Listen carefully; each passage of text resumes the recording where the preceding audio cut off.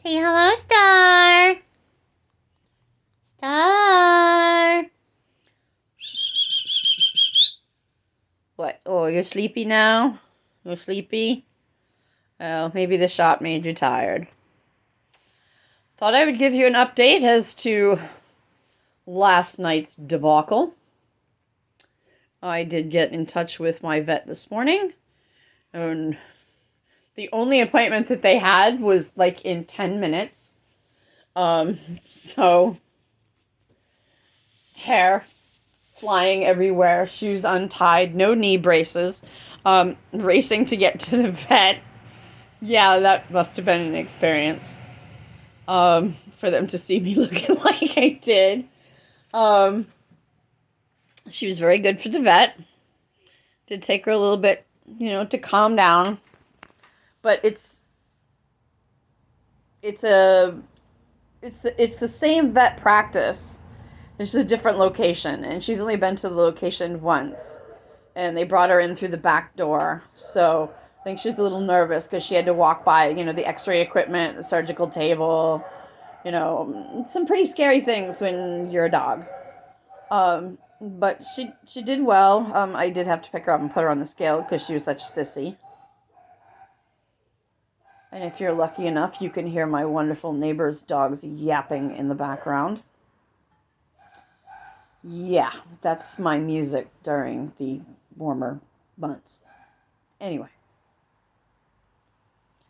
So, she got her rabies shot.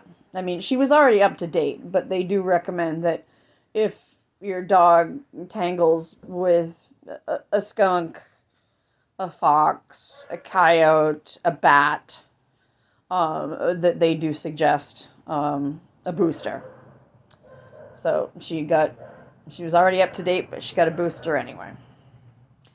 Then I got to call Fish and Game Department. And fortunately, that was an easy one. Well, depending on who you are, I guess. But anyway, I was able to dispose of the skunk myself. Obviously, gloves, triple bagged, all that kind of good stuff. But, yeah, she completely eviscerated it. It was gross. So glad I have my vet tech training, because I probably would have tossed my cookies. I know my husband would.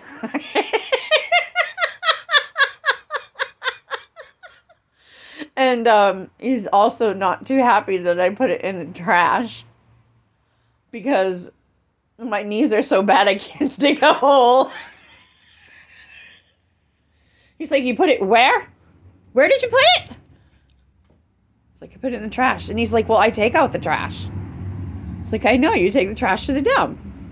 That's where trash goes." He says, "I don't want to transport this thing." He says it's like it's alive. And I'm laughing, but I am sad that the animal was killed. I don't want to see any animal killed, particularly by my own animal. Unfortunately, outside in the yard, she has a very high prey drive. Doesn't matter if it's squirrels, mice, snakes, crickets. Apparently add skunks to the list. But she will try and snatch birds out of the air. She's tried to snatch my hummingbird out of its feeder several times.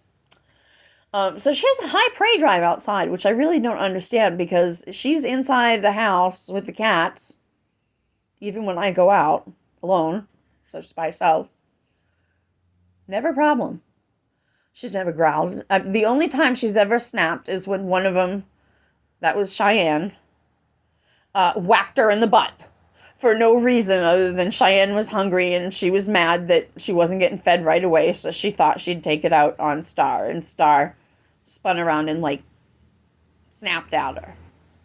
And I wasn't going to correct the dog because the cat needed to be corrected. I'm not going to have a cat beating the shit out of my dog.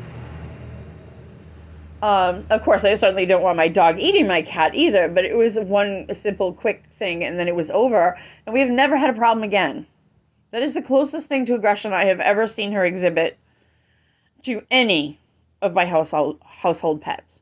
Now, I do believe she would like to eat my parrots, although once they started chewing on her, she may change her mind. At least with Jamaica. Or, I don't know, Dante too. He's like a little dinosaur.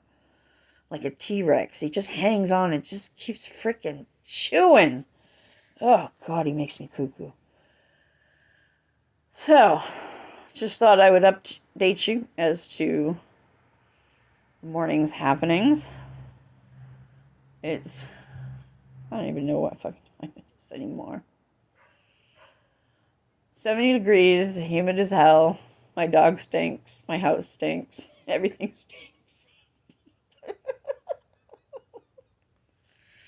Unfortunately, this is one of the parts of having dogs in New England. Had it with my very first dog.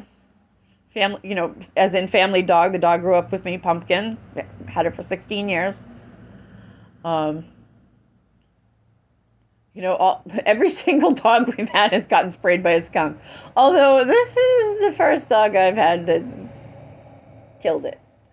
But that also may be due to the size. I mean, it was, like I said, it was a baby. I mean, if you're talking, a full grown, 12, maybe sometimes 15-pound skunk, outcome might have been a little different.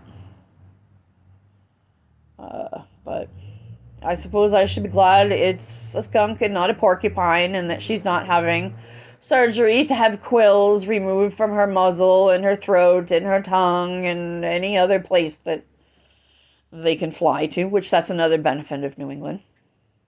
But anyway, I have babbled on far too long for this video, and you guys have all seen the same thing, because there's no way in hell I am turning this thing around and letting you see what I look like right now.